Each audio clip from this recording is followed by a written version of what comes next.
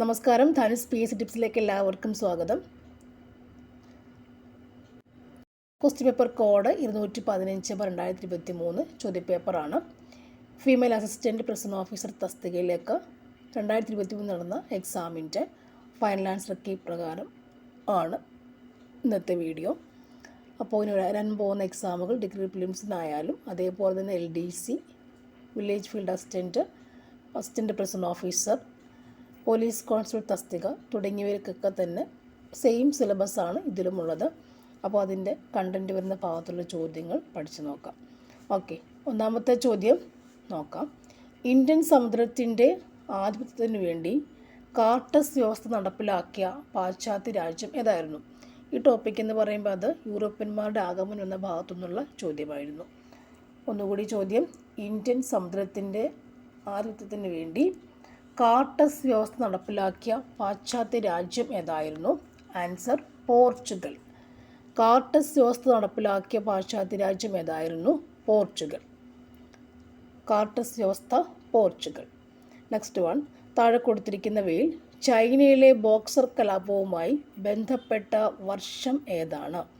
ചൈനയിലെ ബോക്സർ കലാപവുമായി ബന്ധപ്പെട്ട വർഷം ഏതാണ്? Answer option C 1900, 1901. ചൈനയിലെ ബോക്സർ കലാപം ഏതായിരുന്നു? 1900 to 1901 ചൈനയിലെ ബോക്സർ കലാപം. ഓക്കെ, അപ്പോൾ കാർട്ടസ് വ്യവസ്ഥ നടപ്പിലാക്കിയ പാശ്ചാത്യ രാജ്യം ഏതായിരുന്നു? പോർച്ചുഗലാണ്. ചൈനയിലെ ബോക്സർ കലാപം എന്നായിരുന്നു? 1900 to 1901 വരെയാണ് ചൈനയിലെ ബോക്സർ കലാപത്തിൻ്റെ വർഷം എന്ന് പറയുന്നത്. അടുത്ത ചോദ്യം, തെക്കേ അമേരിക്കയിലെ ചിലി, പെറു പ്രദേശങ്ങൾ കേന്ദ്രീകരിച്ച് വികാസം പ്രാപിച്ച സംസ്കാരം ഏതാണ്? ഓപ്ഷൻസിൽ മായം സംസ്കാരം, ഇൻക, ആസ്ടെക്, ടോൾടെക് സംസ്കാരം. ആൻസർ ഓപ്ഷൻ ബി ഇൻക സംസ്കാരം. തെക്കേ അമേരിക്കയിലെ ചിലി, പെറു പ്രദേശങ്ങൾ കേന്ദ്രീകരിച്ച് വികാസം പ്രാപിച്ച സംസ്കാരമാണ് ഇൻക സംസ്കാരം. ചിലി, പെറു പ്രദേശങ്ങളിൽ കാണപ്പെടുന്ന സംസ്കാരം ഏതായിരുന്നു? ഇൻക സംസ്കാരം. ചിലി, പെറു പ്രദേശങ്ങൾ കേന്ദ്രീകരിച്ചുള്ള സംസ്കാരം ഏതാണ്? ഇൻക സംസ്കാരം. ഈ ചിലിയും പെറു പ്രദേശങ്ങൾ എവിടെയായിരുന്നു കാണപ്പെടുന്നത്? നമുക്ക് തെക്കേ അമേരിക്കയിലാണ് ഉള്ളത്. തെക്കേ അമേരിക്കയിലെ ചിലി പ്രദേശങ്ങൾ കാണപ്പെട്ട സംസ്കാരമാണെന്ത്? ഇൻക സംസ്കാരം. ഓക്കെ, നെക്സ്റ്റ് വൺ, കോഴിക്കോടിൻ്റെ കഥ എന്ന കൃതിയുടെ കർത്താവ് ആരാണ്? Answer MGS Narayanan. കോഴിക്കോടിൻ്റെ കർത്താവ് അല്ലേ? കോഴിക്കോടിൻ്റെ കഥ ആരാണ്? MGS നാരായണൻ. കോഴിക്കോടിൻ്റെ കഥ MGS നാരായണൻ. അപ്പോൾ ചിലി പെറു പ്രദേശങ്ങൾ ഉള്ള സംസ്കാരം എന്തായിരുന്നു? ഇൻക സംസ്കാരം. കോഴിക്കോടിൻ്റെ കഥ എഴുതിയത് ആരാണ്? MGS നാരായണൻ. കോഴിക്കോടിൻ്റെ കഥ MGS നാരായണൻ. അടുത്ത ചോദ്യം, ഗാന്ധി സാഗർ ഡാം സ്ഥിതി ചെയ്യുന്ന നദി ഏതെല്ലാം സംസ്ഥാനങ്ങളിലൂടെയാണ് ഒഴുകുന്നത്? ആൻസർ ഓപ്ഷൻ എ ആണ്, മധ്യപ്രദേശ്, ഉത്തർപ്രദേശ്, രാജസ്ഥാൻ. ഗാന്ധി സാഗർ ഡാം ഒഴുകുന്ന നദി അല്ലേ? സ്ഥിതി ചെയ്യുന്ന നദി ഒഴുകുന്നത് ഇതുവഴിയൊക്കെയാണ്. ഓക്കെ, മധ്യപ്രദേശ്, ഉത്തർപ്രദേശ്, രാജസ്ഥാൻ വഴിയാണ് ഗാന്ധി സാഗർ ഡാം സ്ഥിതി ചെയ്യുന്നത്. മധ്യപ്രദേശ്, ഉത്തർപ്രദേശ്, രാജസ്ഥാൻ അതുവഴി കടന്നു നദിയിലൂടെയാണ് ഏത് dam? Gandhi Sagar dam. Madhya Pradesh, Uttar Pradesh, Rajasthan. Okay, അടുത്ത ചോദ്യത്തിൽ പോയാൽ, അന്തരീക്ഷത്തിൽ അടങ്ങിയിരിക്കുന്ന വിവിധ വാതകങ്ങളിൽ 3-ാം സ്ഥാനത്തും 4-ാം സ്ഥാനത്തും വരുന്ന വൻ വാതകങ്ങൾ ഏതെല്ലാം? Answer option D argon, carbon ഡൈ ഓക്സൈഡും. ആർഗണും കാർബൺ ഡൈ ഓക്സൈഡും. അന്തരീക്ഷത്തിൽ അടങ്ങിയിരിക്കുന്ന വിവിധ വാതകങ്ങളിൽ 3-ാം സ്ഥാനത്തും 4-ാം സ്ഥാനത്തും വരുന്ന വാതകങ്ങൾ ഏതൊക്കെയാണ്? ആർഗണും കാർബൺ ഡൈ ഓക്സൈഡും. Argon and carbon dioxide ആണ് 3-ാം സ്ഥാനം അല്ലേ? 3-ാം സ്ഥാനത്ത് ആർഗൺ, 4-ാം സ്ഥാനം കാർബൺ ഡൈ ഓക്സൈഡ് ആണ് അല്ലേ? അന്തരീക്ഷത്തിൽ അടങ്ങിയിരിക്കുന്ന വാതകങ്ങളിൽ 3-ാം സ്ഥാനം ആർഗണും 4-ാം സ്ഥാനം കാർബൺ ഡൈ ഓക്സൈഡിനും ഉണ്ട്. അടുത്ത ചോദ്യം എന്ന് പറയുന്നത്, ലോകത്തിലെ ഏറ്റവും വലിയ മത്സ്യബന്ധന കേന്ദ്രമായ ഗ്രാൻഡ് ബാങ്ക്സിൽ വെച്ച് കൂടിക്കലരുന്ന 2 പ്രധാന ഉഷ്ണ ശീതജല പ്രവാഹങ്ങൾ ഏതെല്ലാം? ലോകത്തിലെ ഏറ്റവും വലിയ മത്സ്യബന്ധന കേന്ദ്രമാണേത്? Grand banks. അവിടെ വെച്ച് കൂടിക്കലരുന്ന 2 പ്രധാന ഉഷ്ണ ശീതജല പ്രവാഹങ്ങളുണ്ട് അല്ലേ? ഡിഗ്രി പ്രിലിംസിനും ഈ ക്വസ്റ്റ്യൻസ് ഉണ്ട്, LDCക്കും എല്ലാത്തിനും ഈ പ്രിസൺ ഓഫീസർക്കും എല്ലാം ഈ കണ്ടൻറ് ഉണ്ട്. അപ്പോൾ അതിൽ വരുന്ന 2 പ്രധാന ഉഷ്ണ ശീതജല പ്രവാഹങ്ങൾ ഏതെല്ലാമാണ്? ആൻസർ ഏതാണ്? ഗൾഫ് സ്ട്രീമും ലാബ്രഡോർ പ്രവാഹവും. ഗൾഫ് സ്ട്രീമും ലാബ്രഡോർ പ്രവാഹവുമായിരുന്നു അല്ലേ. ഗ്രാൻഡ് ബാങ്ക്സിൽ വെച്ച് കൂടിക്കലരുന്ന 2 പ്രധാന ഉഷ്ണശീതജല പ്രവാഹങ്ങൾ ഏതൊക്കെയാണ്? ഗൾഫ് സ്ട്രീം ആൻഡ് ലാബ്രഡോർ പ്രവാഹം. ഗ്രാൻഡ് ബാങ്ക്സ് അല്ലേ. ഗ്രാൻഡ് ബാങ്ക്സിൽ വെച്ച് അവർ രണ്ടും കൂടിക്കലരുക. ഗൾഫ് സ്ട്രീം ആൻഡ് ലാബ്രഡോർ പ്രവാഹം. ഓക്കെ. അടുത്തത്, ഹെമിസ് ദേശീയോദ്യാനത്തിൽ സംരക്ഷിക്കപ്പെട്ടിരിക്കുന്ന പ്രധാന വന്യജീവി ഏതാണ്? ഹെമിസ്. ആൻസർ ഏതാണ്? ഹെമിസിൽ ആൻസർ ഹിമപ്പുലി. ഹെമിസ് ദേശീയോദ്യാനത്തിൽ ഹിമപ്പുലി. കേന്ദ്ര കിഴങ്ങുവർഗ ഗവേഷണ കേന്ദ്രം സ്ഥിതി ചെയ്യുന്ന ജില്ല ഏതാണ്? ആൻസർ നമുക്കറിയാം, തിരുവനന്തപുരം. അതാണ് തിരുവനന്തപുരം. കേന്ദ്ര കിഴങ്ങുവർഗ ഗവേഷണ കേന്ദ്രം സ്ഥിതി ചെയ്യുന്ന ജില്ല ഏതാണ്? തിരുവനന്തപുരം. ഇന്ത്യയിലെ ആദ്യത്തെ വാട്ടർ മെട്രോ നഗരം ഏതാണ്? ഇന്ത്യയിലെ ആദ്യത്തെ വാട്ടർ മെട്രോ നഗരം ഏതാണ്? ആൻസർ കൊച്ചിയാണ്. അടുത്ത ചോദ്യം, താഴേക്ക് ചരിഞ്ഞ നേർരേഖ ചോദന വക്രത്തിൻ്റെ മധ്യബിന്ദുവിലെ ഇലാസ്തികത. താഴേക്ക് ചരിഞ്ഞ നേർരേഖ ചോദന വക്രത്തിൻ്റെ മധ്യബിന്ദുവിലെ ഇലാസ്തികത എത്രയായിരിക്കും എന്നാണ് ചോദ്യം. ആൻസർ 1 ആയിരിക്കും എന്നാണ്. ആൻസർ 1 ആയിരിക്കും. നെക്സ്റ്റ് ചോദ്യം, ഉൽപാദന സാധ്യതാ വക്രത്തിൻ്റെ ആകൃതി എത്രയാണ്? ആൻസർ കോൺകേവ് ആയിരിക്കും. അതിൻ്റെ ആകൃതി കോൺകേവ് അല്ലേ. കോൺകേവ് ആണ്. അകത്തോട്ട് കൊഴിഞ്ഞായിരിക്കും ഇരിക്കുക. കോൺകേവ്. നെക്സ്റ്റ് ചോദ്യം, ഇന്ത്യയിലെ ഏറ്റവും ഉയർന്ന ധനകാര്യ സ്ഥാപനം ഏതാണ്? ഇന്ത്യയിലെ ഏറ്റവും ഉയർന്ന ധനകാര്യ സ്ഥാപനം. ആൻസർ നമുക്കറിയാം. ആൻസർ ഓപ്ഷൻ എ ആണ്, RBI. Answer RBI.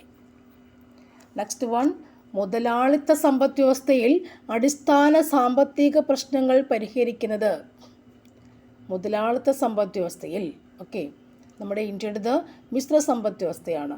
മുതലാളിത്ത സമ്പദ് വ്യവസ്ഥയിൽ അടിസ്ഥാന സാമ്പത്തിക പ്രശ്നങ്ങൾ പരിഹരിക്കുന്നത് എന്തിൻ്റെ അടിസ്ഥാനത്തിലാണ്? ആൻസർ വില മെക്കാനിസം. മുതലാളിത്ത സമ്പദ് വ്യവസ്ഥയിൽ അടിസ്ഥാന സാമ്പത്തിക പ്രശ്നങ്ങൾ പരിഹരിക്കുന്നത് വില മെക്കാനിസത്തിൻ്റെ അടിസ്ഥാനത്തിൽ. നെക്സ്റ്റ് വൺ, ഒരു വ്യക്തിയുടെ ഉപഭോഗം എപ്പോഴും എന്തായിരിക്കും? ആൻസർ എപ്പോഴും ഒരു പോസിറ്റീവായിരിക്കും. എങ്കിലേ വ്യക്തി മുന്നോട്ട് നീങ്ങാൻ സാധിക്കുകയുള്ളൂ. നെക്സ്റ്റ് ചോദ്യം, ഒരേ ഒരു വാങ്ങൽക്കാരൻ മാത്രമുള്ള കമ്പോളം ഏതാണ്? ഒരേ ഒരാൾ മാത്രമുള്ള കമ്പോളം ഏതാണ്? മോണോപ്സോണി എന്ന് പറയും. മോണോപ്സോണി അല്ലേ.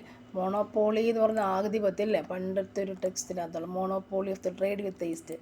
പഴയ 8ാം ക്ലാസ്സിലെ പുസ്തകത്തിൽ ഫസ്റ്റ് ചാപ്റ്ററാണ്, ഇംഗ്ലീഷിൻ്റെ ഫസ്റ്റ് ചാപ്റ്ററിലെ ആൻസറാണ് monopoly of the trade with East. അത് പഠിക്കാൻ പെട്ട പാട് എനിക്ക് അറിയുള്ളൂ. ഫസ്റ്റ് അല്ലേ, 8ാം ക്ലാസ്സിലെയാണ് monopoly of the trade with east.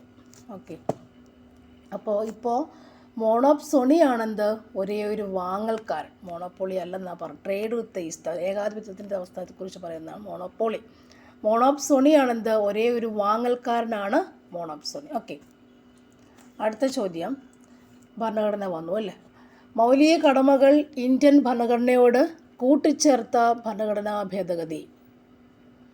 Answer option B 42 അല്ലേ. 42 ആണ്.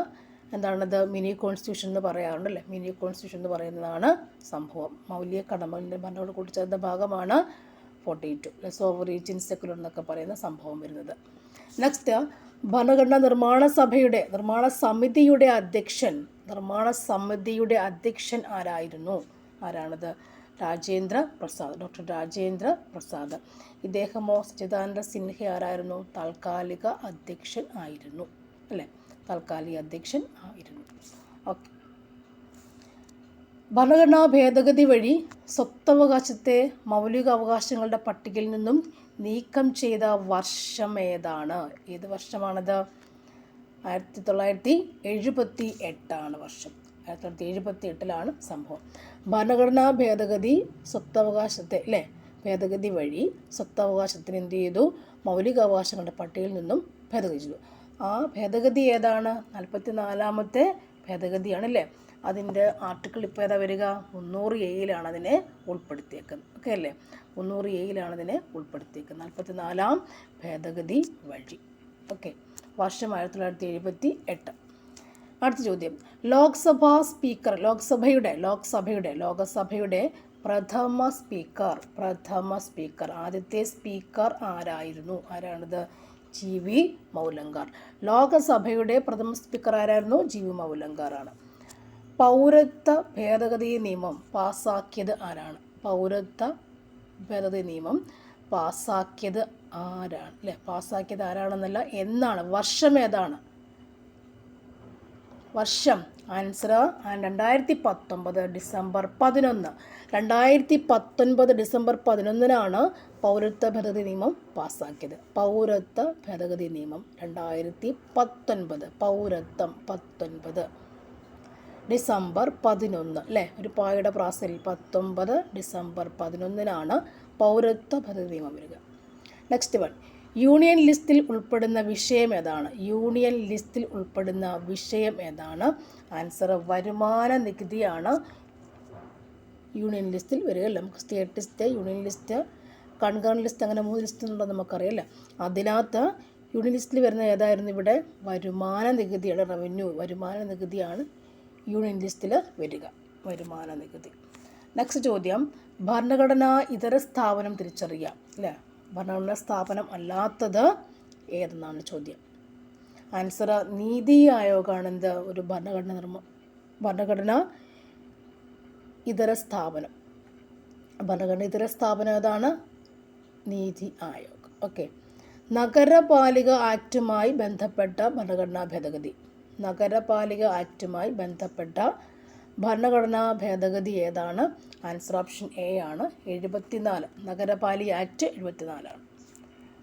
സംസ്ഥാന മനുഷ്യാവകാശ കമ്മീഷൻ്റെ പ്രഥമ അധ്യക്ഷൻ ആരാണ്? ഇവിടെ നമുക്കറിയാം, ജസ്റ്റിസ് MM പരീത് പിള്ള. പ്രഥമ അധ്യക്ഷനാണ് Justice MM Pareeth Pillai. Next, Kerala ഭൂപരിഷ്കരണ ഭേദഗതി നിയമം പാസ്സാക്കിയ വർഷം. കേരള ഭൂപരിഷ്കരണ ഭേദഗതി നിയമം പാസ്സാക്കിയ വർഷം ഏതാണ്?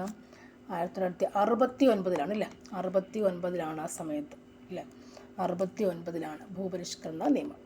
ഇനിയും ദേശീയ ഗ്രാമീണ തൊഴിലുറപ്പ് പദ്ധതി ഉറപ്പു നൽകുന്ന മിനിമം തൊഴിൽ ദിനങ്ങൾ ഏതാണ്?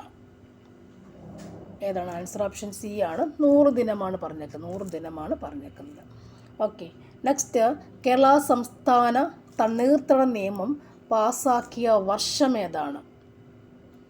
2008. തണ്ണീർത്തട നിയമം, കേരള സംസ്ഥാന തണ്ണീർത്തട നിയമം പാസ്സാക്കിയ വർഷം ഏതാണ്? 2008. തണ്ണീർത്തട നിയമം പാസ്സാക്കിയ വർഷം 2008, തണ്ണീർത്തട നിയമം. നെക്സ്റ്റ് ചോദ്യം, കേരള അഡ്മിനിസ്ട്രേറ്റീവ് സർവീസ് ആരംഭിച്ച വർഷം ഏതാണ്? അല്ലേ. ആൻസർ 2018. ഈ ഫാക്റ്റുകളൊക്കെ തൊണ്ടിവിടെ പോകാൻ പ്രസ്താവന രീതിക്കകത്തോട്ട് തിരികെ കയറ്റാറുണ്ട് PSC. അപ്പോൾ കേരള അഡ്മിനിസ്ട്രേറ്റീവ് സർവീസ് ആരംഭിച്ച വർഷം ഏതാണ്? 2018. നെക്സ്റ്റ്, കോവിഡ് വകഭേദമായ ഒമിക്രോൺ വൈറസിന് ആ പേര് ലഭിച്ചത് എവിടെ നിന്നാണ്? ആൻസർ ഗ്രീക്കിലെ 15ാമത്തെ അക്ഷരത്തിൽ നിന്നും. ഗ്രീക്കിലെ 15ാമത്തെ അക്ഷരത്തിൽ നിന്നാണ് ഒമിക്രോൺ വൈറസിന്. ഒമിക്രോൺ. നെക്സ്റ്റ്, എന്താണ് ഡോപ്സൺസ് യൂണിറ്റ്? ആൻസർ എന്താണ്? അന്തരീക്ഷത്തിലെ ഓസോണിൻ്റെ കനം അളക്കുന്നത്. ഓസോണിൻ്റെ കനം അല്ലേ, ഓസോണിൻ്റെ കനം, ഡോപ്സൺ. ഓസോൺ എന്ന് പറഞ്ഞാൽ എന്താണ്? നമ്മുടെ അന്തരീക്ഷത്തിൻ്റെ പുറമേ കാണുന്നൊരു പാളിയാണ് അല്ലേ, നമ്മൾ സൂര്യപ്രകാശം സംരക്ഷിക്കുന്ന ഒരു പാളിയാണ് അത്, ഓസോൺ കവചം അല്ലേ, ഓസോൺ കവചം. അപ്പോൾ അതിൻ്റെ കനം ചില സ്ഥലങ്ങളിൽ അതിൻ്റെ കനം കുറയാറുണ്ട്.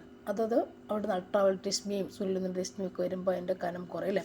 ഇവിടെ ഭൂമിയിൽ നിന്നുള്ള മറ്റെന്താ പറയുക, ഇതുപോലെ ക്ലോറോഫ്ലൂറോ കാർബൺസ് ഒക്കെ പോകുമ്പോഴും അതിൻ്റെ ഡിപ്ലീഷൻസ് ഒക്കെ ഉണ്ടാവാറുണ്ട്. അപ്പോൾ അതുവഴി UV റേസ് ഒക്കെ കടന്നിങ്ങി വരും. അപ്പോൾ ഡിപ്ലീഷൻ എന്ന് പറഞ്ഞു കഴിഞ്ഞാൽ ഫ്രാക്ചർ, ദ്വാരങ്ങൾ ഉണ്ടാവാറുണ്ട്. നമ്മുടെ ഫ്രിഡ്ജിൽ പോകുന്ന ക്ലോറോഫ്ലൂറോ കാർബൺസ് അല്ലേ, അതുപോലുള്ള വിഷവാതകങ്ങളൊക്കെ വരുമ്പോൾ എന്താ സംഭവിക്കുക, ഈ ഓസോൺ കവചത്തിന് വിള്ളലുണ്ടാകുന്നുണ്ട്. ആ ഭാഗത്തുകൂടി സൂര്യനിൽ നിന്നുള്ള UV റേസ് മറ്റ് ഹാനികരമായ റേസ് രശ്മികൾ വന്ന് നമുക്ക് പതിച്ച് അസുഖമൊക്കെ ക്യാൻസർസ് പോലുള്ള അസുഖങ്ങൾ ഉണ്ടാകും, ത്വക്ക് അസുഖങ്ങൾ ഉണ്ടാവാറുണ്ട്. അപ്പോൾ അതാണ് എന്താ പറയുക ഇവിടെ അന്തരീക്ഷത്തിൻ്റെ ഓസോൺ കവചം. ഓസോൺ കനം അളക്കുന്നത് എന്താ, ഡോപ്സൺസ് യൂണിറ്റ് അല്ലേ. അപ്പോൾ ഓസോൺ അത്രയേറെ പ്രാധാന്യമുണ്ടെന്നാണ് പറഞ്ഞു വന്നത്. ഡോപ്സൺസ് യൂണിറ്റാണ് ഓസോണിൻ്റെ കനം അളക്കുന്നത്. അപ്പോൾ കനം കുറഞ്ഞ ഭാഗത്തുകൂടി അല്ലേ, ഒരേ കട്ടിയാണ്. കനം കുറയുന്നത് എങ്ങനെയാണ്, ഇതുപോലുള്ള നമ്മുടെ ഭൂമിയിലെല്ലാം ഉപയോഗിക്കുന്നുണ്ട്. ഇപ്പം CFC ക്ലോറോഫ്ലൂറോ കാർബൺസ് ഇതേപോലെയൊക്കെ നമ്മുടെ അവിടെ ചെല്ലുമ്പോഴത്തേക്കിന് ആ ഭാഗത്ത് ഒന്ന് ചെല്ലുമ്പോൾ എന്ത് ചെയ്യും, അവിടുത്തെ കനം കുറയുകയും ചെയ്യില്ല. അവിടെ പിന്നീട് ഇതുവഴി ഹോള് രശ്മികൾ താഴോട്ട് പോവുകയും ചെയ്യും, ഭൂമിയിലേക്ക് വരികയും ചെയ്യും. അപ്പോൾ കനത്തിൻ്റെ അളക്കുന്നതാണെന്ത്, ഡോപ്സൺ യൂണിറ്റ്. നെക്സ്റ്റ് 2021 ലോക മണ്ണ് ദിനത്തിൻ്റെ പ്രമേയം. ലോക മണ്ണ് ദിനത്തിൻ്റെ പ്രമേയം എന്താണ്, മണ്ണിൻ്റെ ലവണീകരണം തടയുക, മണ്ണിൻ്റെ ഉൽപ്പാദനക്ഷമത വർദ്ധിപ്പിക്കുക. നെക്സ്റ്റ് ചോദ്യം, ആൻറ്റി സ്റ്റെറിലിറ്റി ഫാക്ടർ എന്നറിയപ്പെടുന്ന ജീവകം ഏതാണ്? ആൻസർ ഏതാണ്? ആൻസർ ജീവകം E ആണ് ആൻറ്റി സ്റ്റെറിലിറ്റി ഫാക്ടർ അല്ലേ. സ്റ്റെറിലിറ്റി എന്നൊക്കെ പറയുമ്പോൾ എന്താണ്, വന്ധ്യത എന്ന് പറയുക അല്ലേ. വന്ധ്യത ഒഴിവാക്കാവുന്ന ജീവകം E. ജീവിയുടെ അഭാവത്തിലുണ്ടാകുന്ന ജീവകം Eയുടെ അഭാവത്തിലുണ്ടാകുന്ന അസുഖമാണ് എന്ത്, വന്ധ്യത. സ്റ്റെറിലിറ്റി അതാണ്, സ്റ്റെറിലൈസേഷൻ അല്ല, സ്റ്റെറിലിറ്റി വന്ധ്യത എന്നൊക്കെ പല സംഭവമാണ്. അപ്പം ആൻറ്റി സ്റ്റെറിലിറ്റി ഫാക്ടറാണെന്ത്, ജീവകം E എന്ന് അറിയപ്പെടുക. ഓക്കെ, ജീവകം കെയുടെ പ്രാധാന്യം എന്താണ്? ജീവകം കെ എന്തിനാ ഉപയോഗിക്കുക, അതായത് രക്തം കട്ട പിടിക്കാൻ ആവശ്യമായ വസ്തുവാണത് ജീവകം കെ അല്ലേ. ജീവകം ഡി നിങ്ങൾക്കറിയാം, സൂര്യപ്രകാശത്തിൻ്റെ വിറ്റമിൻ എന്ന് പറയാറുണ്ട് അല്ലേ. ആബ്സെൻസ് ആയാലും അഭാവത്തുണ്ടെന്ന അസുഖം എന്താണ്, ജീവകം ഡിയുടേത് കണ എന്ന് പറയും, കണാരോഗം. ഓക്കെ, നെക്സ്റ്റ് ചോദ്യം, താഴെ പറയുന്നവയിൽ മലേറിയയുമായി ബന്ധപ്പെട്ട ശരിയായ പ്രസ്താവന ഏതാണ്? പ്രസ്താവന ശരി ഏതാണ്? മലേറിയ. ആൻസർ രണ്ടും ശരിയാണ്. മലേറിയയുടെ രോഗകാരി പ്ലാസ്മോഡിയം എന്ന സൂക്ഷ്മജീവിയാണ് അല്ലേ. ഇതൊരു പ്രോട്ടോസോവനാണ്.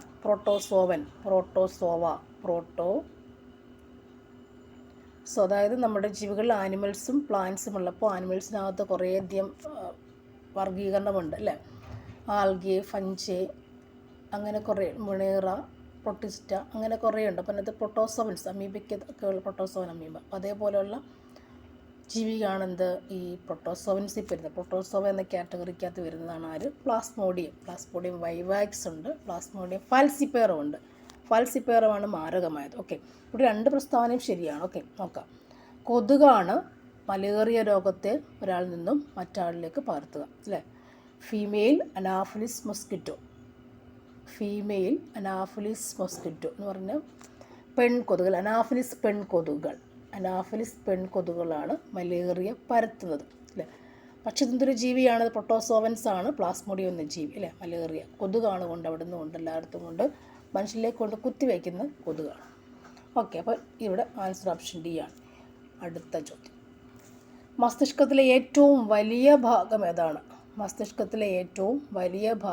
ഏതാണെന്ന് ചോദിച്ചു നമുക്ക് എന്ത് പറയാം? ആൻസർ സെറിബ്രമാണ്. മസ്തിഷ്കം എന്ന് പറഞ്ഞാൽ തലച്ചോറ് അല്ലേ, തലയുടെ ഭാഗത്തിലെ ഏറ്റവും വലിയ ഭാഗം ഇതില്ല, നമ്മുടെ തല അതിനകത്ത് ഇത് മെഡുല്ലോ ഒബ്ലോങ്ങേറ്റ ആണ് അല്ലേ. മെഡുല്ലോ ഒബ്ലോങ്ങേറ്റ ഇവിടെ ഏറ്റവും വലിയ ലാർജ് ഭാഗം സെറിബ്രം, ഇത്രയും ഭാഗവും എന്താണ്, സെറിബ്രമാണ് വരിക. നമ്മുടെ കാഴ്ചയും കേൾവിയും, കേൾവി ഓർമ്മ തുടങ്ങിയ പല വലിയ കാര്യങ്ങളൊക്കെ തന്നെ കേന്ദ്രീകരിച്ച ഭാഗം എന്താണ്, സെറിബ്രമാണ് അല്ലേ. സെറിബെല്ലം എന്ന് പറയുമ്പോൾ തൊട്ടും താഴെ ഇതുപോലെ സെറിബെല്ലം, ചെറിയൊരു ഭാഗമാണ് സെറിബെല്ലം എന്ന് പറയും. തലാമസ്, ഹൈപ്പോതലാമസ് ഒക്കെ ഇവിടെ ഏകദേശം വരും. താഴെ മെഡുല്ലോ ഒബ്ലോങ്ങേറ്റ. ഏറ്റവും വലിയ ഭാഗം സെറിബ്രമാണ്, കാരണം അവിടെയാണ് കാഴ്ചയും കേൾവിയും ഓർമ്മ തുടങ്ങിയ എല്ലാ സംഭവങ്ങളും കേന്ദ്രീകരിച്ചിട്ടുള്ളത്. ബുദ്ധി ഇതെല്ലാം കേന്ദ്രീകരിച്ചിട്ടുള്ളത് സെറിബ്രത്തിലാണ്. അടുത്തത്, അന്തർവാഹിനികളുടെ നിർമ്മാണം ഏത് നിയമവുമായി ബന്ധപ്പെട്ട് കിടക്കുന്നു? ആൻസർ അതാണ് ആർക്കിമിഡീസ് തത്വം അല്ലേ, പൊങ്ങിക്കിടക്കുന്നുള്ള സംഭവം അന്തർവാഹിനി. നെക്സ്റ്റ്, UV തരംഗം ഒരു ലോഹപ്രതലത്തിൽ വന്ന് പതിക്കുമ്പോൾ ഫോട്ടോ ഇലക്ട്രിക് പ്രഭാവം സംഭവിക്കുന്നില്ല എങ്കിൽ ഇത് ഏത് തരംഗം പതിച്ചാലാണ് ഫോട്ടോ ഇലക്ട്രിക് പ്രഭാവം പതിക്കുക? എക്സ് തരംഗം പതിക്കുമ്പോഴാണ് ഫോട്ടോ ഇലക്ട്രിക് പ്രഭാവം ഉണ്ടാവുക. നെക്സ്റ്റ് വൺ, താഴെ പറയുന്നതിൽ നീളത്തിൻ്റെ ഏറ്റവും വലിയ യൂണിറ്റ്, നീളത്തിൻ്റെ ഏറ്റവും വലിയ യൂണിറ്റ് ഏതാണ്? അല്ലേ, നമ്മൾ സെലക്ട് ചെയ്ത് പഠിക്കണം. ഏതാണത്? ആൻസർ പാർസക്കാണ്. നീളത്തിൻ്റെ പാർസക്കാണ്, പാർസക്ക്. ഓക്കെ, അടുത്തത് കണക്ക് പോട്ടെ. ഏറ്റവും ഒരു ഏകാത്മത്തിൻ്റെ ആൻസർ പറയട്ടോ. 41. നെക്സ്റ്റ് വൺ, ഒരു ഏകാത്മ മിശ്രിതത്തിന് ഉദാഹരണം. ഏകാത്മക, ഒരുപോലെയുള്ളത്. ആൻസർ ഓപ്ഷൻ സി, ഉപ്പ് വെള്ളം. ഓക്കെ, നമ്മൾ ഉപ്പ് കലക്കി എല്ലാ ഭാഗത്തും ഒരേപോലെ അല്ലേ. ഒരു വാതകത്തിനെ ദ്രാവകമാക്കാൻ ഏറ്റവും അനുകൂലമായ സാഹചര്യം ഏതാണ്? അതിൻ്റെ മർദ്ദം കൂട്ടുക, ഊഷ്മാവ് കുറയ്ക്കുക. ഒരു വാതകത്തിനെ ദ്രാവകമാക്കാൻ ഏറ്റവും അനുകൂലമായ സാഹചര്യം ഏതാണ്? മർദ്ദം കൂട്ടി ഊഷ്മാവ് കുറയ്ക്കുമ്പോൾ. മർദ്ദം കൂട്ടി ഊഷ്മാവ് കുറയ്ക്കുമ്പോൾ വാതകത്തിനെ ദ്രാവകമാക്കി മാറ്റാൻ സഹായിക്കുന്നു. മർദ്ദം കൂട്ടി ഊഷ്മാവ് കുറച്ച് കഴിഞ്ഞാൽ. അടുത്തത്, സ്വർണ്ണാഭരണം, പഞ്ചസാര, ഉപ്പുവെള്ളം എന്നിവ യഥാക്രമം ഏതെല്ലാം വിഭാഗത്തിൽപ്പെടുത്താം? ഏത് വിഭാഗത്തിൽപ്പെടുത്താൻ പറ്റും? അതൊന്ന് സ്വർണ്ണാഭരണ മിശ്രിതമാണ്, പഞ്ചസാര സംയുക്തമാണ് അല്ലേ, ഉപ്പുവെള്ളവും മിശ്രിതമാണ്. ഓക്കെ, ഓപ്ഷൻ എ ആണ് ആൻസർ. നിത്യം ഉപയോഗിക്കുന്ന സോപ്പിൽ 2ാം ഗ്രേഡ് സോപ്പിൻ്റെ TFM-ൽ എത്ര കൂടുതലായിരിക്കും? TFM എത്ര കൂടുതലായിരിക്കും?